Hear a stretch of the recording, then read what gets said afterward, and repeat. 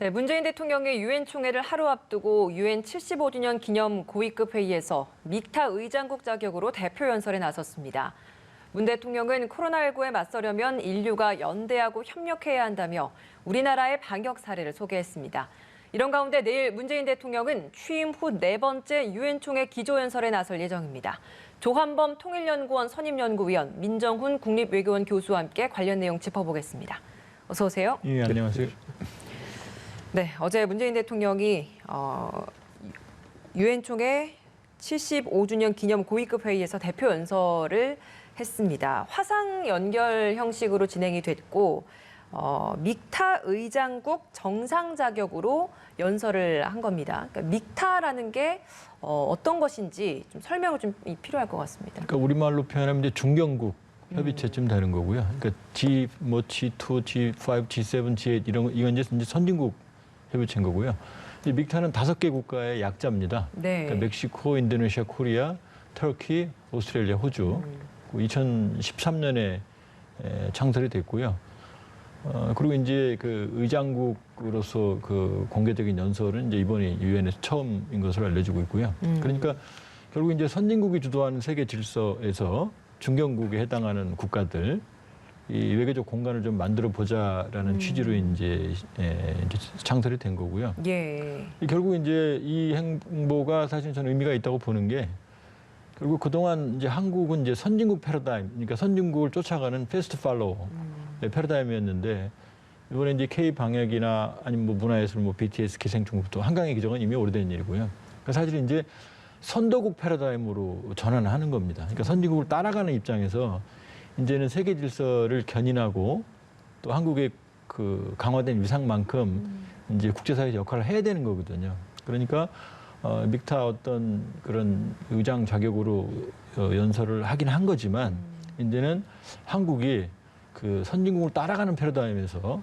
이제 세계 질서를 선도하는 개념으로 전환하는 의미를 가지고 있어요. 그러니까 전반적인 내용들도 이 세계 질서의 어떤 그 선진국 중심의 질서의 재편, 그 다음에 협력, 그 다음에 한국의 역할 이런 쪽으로 지금 그 곳곳에 내용들이 숨겨져 있거든요. 그렇기 때문에 사실은 이미 커진 위상에 맞게 이제 국제사회에서 역할을 더 강화하려는 그런 한국 외교의 어떤 새로운 움직임의 일환으로 봐야겠죠. 큰 틀에서는. 믹타를 대표해서 우리 대통령이 처음으로 이렇게 연설을 했다라는 것 어떤 의미가 있습니까? 예, 아까 보도에 나온 것처럼 이번에 우리 대통령의 발언은 아무래도 우리의 그 제안으로 성사가 됐지만 믹타가 가지고 있는 국제사회의 위상이 어느 정도인가 확인할 수 있고 그리고 이번에 코로나19를 맞이해서 우리 한국이 보여준 성공적인 방역 경비지 않습니까? 특히 이번에 유엔 총회의 토의 주제가 다자주의를 통한 코로나19 극복입니다. 그렇기 때문에 우리 정부, 우리 한국이 보여줬던 성공적인 코로나 방역, 즉 K 방역 모델의 어떤 우수성을 알리고 이를 통해서 한국의 중견국수 위상 그리고 이제 믹타가 가지고 있는 중견국수 위상을 통해 가지고 물론 초강대국인 미국과 중국을 제외하고서 사실 두 나라가 신경을 많이 쓰고 뭔가 좀 이해관계가 첨예하게 부딪히는 부분에서는 중견국들이 목소리를 내기가 쉽지는 않습니다. 네. 그렇지만 반면에 두 초강대국들이 모든 국제사회 일을 다 처리할 수는 없는 상황이거든요. 그렇기 때문에 중견국을 할 수 있는 한국이나 호주, 여타 국가들이 초강대국의 이해관계하고 조금 벗어나면서 그리고 보편적인 가치나 원칙에 기반해서 처리할 수 있는 일들이 있거든요. 특히 방역 문제를 위해서 국제에서 협력하는 이런 부분에 대해서는 충분히 이제 초강대국의 이해관계 벗어나지 않으면서 좋은 명분을 바탕으로 해가지고 우리의 이해관계를 더 넓힐 수 있는 부분이 있기 때문에 그런 부분에서 이제 한국 외교가 K 방역급 모델의 성공을 바탕으로 해가지고 중견국으로서 아까 조항 박사님 말씀해 주신 것처럼 이제는 선도하는 국가, 초강대국은 아니지만 특정 분야에 있어서 리딩 컨트리, 선도하는 국가가 될 수 있다는 것을 전 세계에 알리는 거죠. 이러한 한국의 움직임은 여타 믹타 회원국들에도 긍정적으로 받아줬다 이렇게 생각하고 있습니다. 예, 민 교수님 말씀해 주신 것처럼 어제 그 연설 내용 중에 봐도 대다수가 코로나19 방역과 관련된 부분이 줄을 이뤘고 우리나라의 방역 사례도 좀 많이 소개가 됐습니다. 그러면서 인류에서 맞설 수 있는 가장 큰 무기가 연대, 협력이다. 그러니까 각지 국제사회가 함께해야 한다라는 점을 좀 강조한 것 같아요. 그러니까 주되게 좀 주목됐던 내용들이 있다면 어떤 게 있으셨나요? 일단은 이제 한국이 K 방역 코로나의 성공적인 모델이 될 수 있던 이유는 크게 보면 하나는 개방성과 투명성이에요. 근데 문재인 대통령이 그걸 강조한 투명성은 뭐냐면 사실 이제 중국 우한에서 처음에 바이러스가 발견이 됐을 때 그걸 적극적으로 공개하고 정보를 공개하고 개방적인 협력을 했더라면 사실은 피해가 훨씬 더 줄어들 수 있다는 게 대다수의 의견이거든요. 그러니까 일단 우리는 모든 정보를 투명하게 공개를 하고 있죠. 첫 번째. 그러면서 국민적 공감대를 이끌어낼 수 있고 두 번째는 개방주의입니다. 그러니까 다른 국가들이 모두 국경을 차단할 때 우리는 열었거든요. 일부 비난도 있었지만.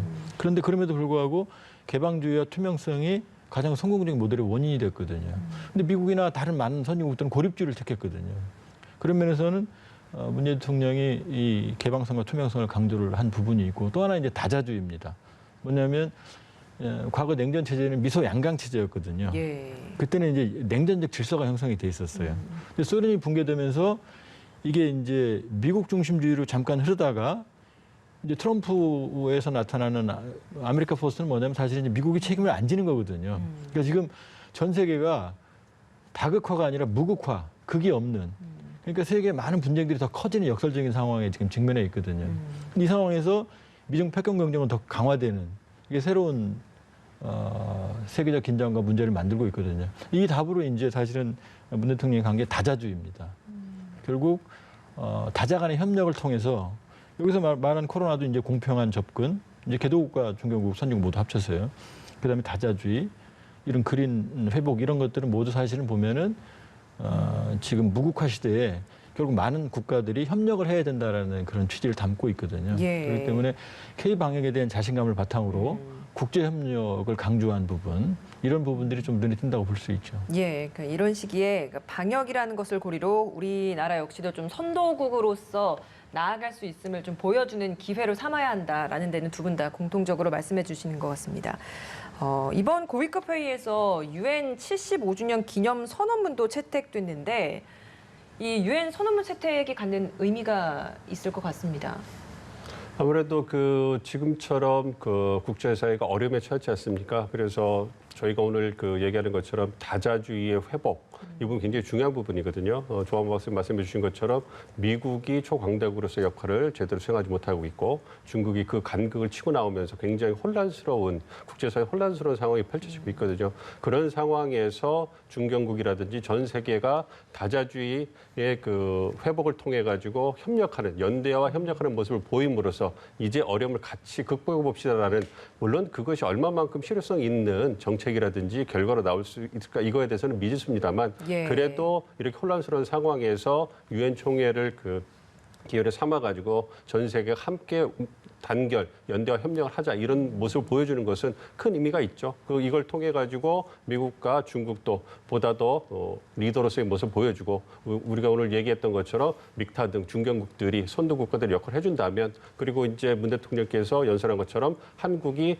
개도국들이 이제 백신을 받는 데서 공평하게 받을 수 있도록 노력을 하겠다. 이런 부분은 어떻게 본다면 미국이나 중국 잘 못하는 이런 부분들이 있거든요. 그래서 그런 부분들에서 중국들이 서포트, 지원을 해주면서 이제 다시 한번 전 세계가 모두 올바른 방향으로 지금의 문제를 해결하는 방향으로 나가겠다. 이러한 정치적으로 상징성을 보여준다 이렇게 할 수 있겠습니다. 예, 알겠습니다. 북한 관련된 이야기 질문을 좀 드려보겠습니다. 물론 문재인 대통령도 어제 있었던 연설에서 코로나19 상황에 대한 극복, 전 세계적으로 함께해야 한다라고 했기 때문에 북한도 코로나19 피해에선 예외가 아니기 때문에 같은 포함 대상이 될 것 같은데 북한은 계속해서 어떠한 외부적인 도움도 받지 않겠다라는 입장을 내놓고 있는 것 같습니다. 혹시 현재 북한 코로나19 관련된 상황 좀 들려오는 내용이 있으신가요? 이제 많이 있죠. 왜냐하면 일단 밥 우드워드 기자가 쓴 레이지 경로라는 책 15일 날 이제 출간이 됐죠. 거기에 보면 이제 일단은 트럼프 대통령이 언급이 아마 4월 내지 5월 정도 봄으로 추정이 되는데 중국 코로나가 생각보다 심각하다. 근데 북한도 호되게 당하고 있다. 이런 대목이 들어있거든요. 그렇게 보면 미국 쪽에서는 북한 코로나 상황이 심각하다고 판단했던 것 같고 개인적으로 이제 5월 말경에 평양에서 나오신 외국계 인사를 만날 기회가 예. 있었는데요. 뭐 자세히는 알 수는 없지만 환자는 있는 것 같다. 환자는 있는 것 같은데 철저한 격리와 차단으로 확산은 어느 정도 막고 있는 것 같다. 이제 그런 전언을 들은 적이 있거든요. 그리고 최근에 북한 내부에서 나오는 이제 문건들이 좀 있거든요. 그걸 보면 코로나 방역에 대한 문건을 보면 상당히 상황이 위중한 것 같아요. 일단 방역이 우리보다 훨씬 더 아주 세부적인 지침까지 나와 있는 이런 문건들이 있고요. 또 하나는 7월 중순입니다. 그러니까 지금 WHO 세계보건기구에서 세계 각국의 코로나 상황을 발표를 할 때 WHO가 직접 조사하는 게 아니고요. 각국이 보고한 수치를 그대로 발표하는 거거든요. 그렇죠. 7월 제가 16일로 기억을 하는데 평양 주재 WHO 사무국에서 북한이 그때 한 1,200여 건의 검사를 했다. 한 700~800명이 격리 중이다 그랬는데 그 당시 한국은 150만 건 이상을 검사를 했거든요. 북한 인구가 한국의 절반이거든요. 그럼 75만 건을 했어야 되는 거죠. 근데 1,200건밖에 했다는 얘기는 안 했다는 얘기죠. 그러니까 산 사람도 하기 어려운데 사망자가 발생을 하면 검사를 아예 안 하는 거죠. 북한이 1년에 결핵으로 하는 사망자만 유엔 추정 2만 명이거든요. 근데 결핵 사망자하고 코로나 사망자하고 증상이 거의 유사하거든요. 그런 보면, 상황에도 불구하고 왜 북한은 외부 지원을 받지 않으려고 하는 걸까요? 일단 그건 코로나 때문인 것 같아요. 그러니까 일부 이제 우리가 여기도 보면 이제 김정은 위원장이 노동당 정치국회에서 외부 지원을 받지 말라 이렇게 보도가 됐거든요. 근데 그 문맥을 보면 그게 아니에요. 김정은 위원장이 말하기를 이러이러한 코로나 상황 엄혹한 현실, 이 주어가 현실이에요. 현실은 어떠한 외부 지원도 허용치 말며입니다. 그러니까 외부 지원을 받아야 되는 상황인데 코로나 때문에 못 받는다는 얘기예요. 그렇기 때문에 우리는 절대 안 받는다 이런 건 아닙니다, 상황. 그러니까 여러 가지로 방역 체계가 허술하기 때문에 국경 차단, 내부 차단, 이동 차단으로 지금 막고 있는 거죠. 이게 무너질까 봐 사실은 그 지원에 소극적이다 이렇게 봐야 되는 거죠.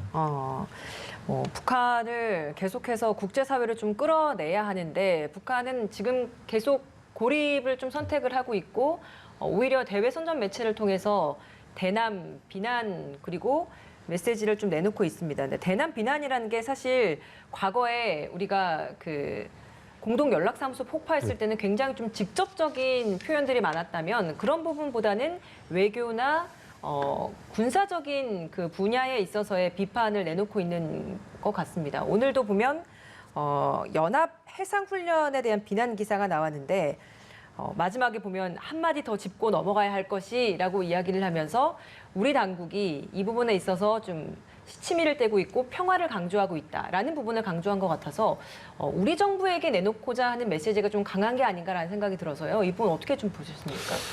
아무래도 북한이 처한 삼중고가 워낙 극심하기 때문에 대북 제재, 코로나19 방역의 어려움 그리고 이제 수해 복구에 있어서의 쉽지 않은 현실 이런 부분에 있어가지고 북한도 대내적인 상황에 집중해야 되는 상황이다라고 생각을 하고 있습니다. 이와 더불어서 이제 남북 관계라든지 북미 관계에 있어서도 자신들이 항상 주시하고 있다는 걸 보여줘야 되는데 아무래도 이제 수위를 조절해야 되지 않겠습니까? 제가 생각할 때는 이번에 얼마 전에 개성의 연락사무소를 폭파한 것은 북한으로서도 사실 큰 실책이다 이렇게 생각을 하고 있습니다. 그래서 자신들이 의도했던 정치적 목적보다 더 크고 좀 이렇게 좀 뭐랄까 매끄럽지 못한 그런 일이 진행이 되면서 김정은 위원장이 그걸 수습하기 굉장히 노력한 그런 부분이 보이거든요. 그 이후에 이제 아무래도 남북 관계를 고려해가지고 북한이 어떤 대남 비난 메시지를 자제해왔다 이렇게 보고 있거든요. 예. 그렇지만 북한이 지속적으로 강조했던 것이 남북 관계를 좀 북미 관계보다 중시해야 된다 이 부분을 계속 강조해 왔기 때문에 최근에 동맹 대화를 신설한다든지 군사 훈련을 재개하는 이런 부분에 대해서 그냥 지나칠 수는 없었을 겁니다. 그렇지만 그래도 수위를 조절함으로써 여전히 미국 대선 이후에 남북 관계라든지 북미 관계에 대해서 재개 가능성을 열어놨다 이렇게 생각하고 있습니다. 그러니까 문재인 대통령이 이제 우리 시각으로 내일 새벽에 유엔 총회 기조연설 4번째로 하게 되지 않습니까? 늘 평화 프로세스를 강조를 해왔던 만큼 이번에도 연장성상의 표현들이 많이 담기겠습니까? 어떻게 예상을 하십니까? 네, 그렇습니다. 그렇죠. 좀 안타까운 현실이죠. 그러니까 이번 유엔 총회에서 문 대통령께서 두 가지에 집중해서 말씀을 하실 거라고 예측이 되고 있습니다. 첫 번째는 코로나19와 기후 변화라든지 기후 위기, 전 세계가 직면한 기후 위기에 대해서 함께 연대와 협력을 통해서 극복해 나갑시다. 그리고 유엔이 그동안 그 역할을 충실히 잘해왔습니다라고 해서 긍정적인 평가를 내놓으실 것 같고요. 이와 더불어서 말씀해 주신 것처럼 한반도와 동북아 평화를 위한 우리 정부의 노력에 대해서 국제사회가 지지해주고 그다음에 동참해줄 것을 당부할 이렇게 그 계획이 나와 있는데요. 아무래도 이 한반도 상황이 엄중하기 때문에 북미 관계라든지 남북 관계 굉장히 교착 상태에 있기 때문에 문 대통령이 얼마나 새로운 대안을 내놓을까 이 부분에 대해서는 지켜봐야 될 것 같은데요. 그래도 한반도의 평화가 중요하고 그리고 북한으로 하여금 다시 남북 관계 개선 그리고 그걸 위해서 보건 협력이라든지 방역 협력 이런 부분에서 남북이 혹은 제3자를 통해서 국제기구를 통해 가지고 협력의 길로 나와달라 이렇게 촉구하지 않을까 예상을 하고 있습니다. 예, 어떻게 예상을 하십니까? 지금 사실은 골든 타임이에요. 왜냐하면 지금 문재인 대통령이 내년으로 들어가면은 임기 말이거든요. 그럼 아무래도 5년제 단임제이기 때문에 국정원 동력이 떨어집니다. 뭐 대선 국면으로 넘어가니까. 두 번째는 미국 대선이 지금 11월 3일이거든요. 네. 근데 지금 이제 바이든 대통령이 만일에 당선 가능성이 있다고 그러면 상황은 더 나빠져요. 우리 입장. 왜냐하면 지금 새로운 행정부가 구성이 되면 외교안보 라인 청문회 하는 데마다 내년 상반기 지나가거든요. 그럼 대북 협상이 있을 수가 없죠. 그럼 새로운 외교안보팀이 대북 협상팀이 만들어져 봐야 중반기 이후인데 그럼 대북 접촉이 내년 하반기에나 가능하거든요. 그럼 시간이 없죠. 근데 북한은 지금 상황이 너무 안 좋거든요. 대북 제재, 코로나 수해. 그럼 북한의 전통적인 스타일은 뭐냐면 위기가 처하면 그걸 외부와의 갈등 구조, 긴장을 만들어서 돌파하는 경향이 있거든요. 그러니까 사실은 뭐 미국 대선 뭐 어쩌고저쩌고 이런 게 있지만은 미국 대선 이전에 11월 3일 이전에 지금 한반도 평화 프로세스의 돌파구를 만드는 게 가장 좋아요. 왜냐하면 그 전에 트럼프 대통령이 북미 정상회담에서 합의를 한다고 그러면 본인이 당선되면 그걸 깰 이유가 없거든요. 또 바이든이 집권해도 민주당 정부는 공화당 정부가 합의한 평화조약이나 국제조약을 깨지를 않아요. 트럼프 대통령은 다릅니다. 그러니까 지금 사실은 우리로 보면 골든타임이고 꼭 해야 되는 시점이거든요. 예. 그렇기 때문에 제가 보기에는 구체성이 어느 정도 있을지 모르겠지만 반드시 한반도 평화 프로세스를 재개하겠다, 돌파구를 마련하겠다라는 의지는 확고하게 나타날 것 같고요. 또 경우에 따라서는 구체적인 제안도 있을 수 있겠죠. 예, 알겠습니다. 우리 시각으로 내일 새벽 2시에 이루어지게 되는데요. 이 관련 내용은 저희가 또 다시 차 자세히 짚어보도록 하겠습니다. 조한범 통일연구원 선임연구위원, 민정훈 국립외교원 교수 두 분과 함께했습니다. 고맙습니다.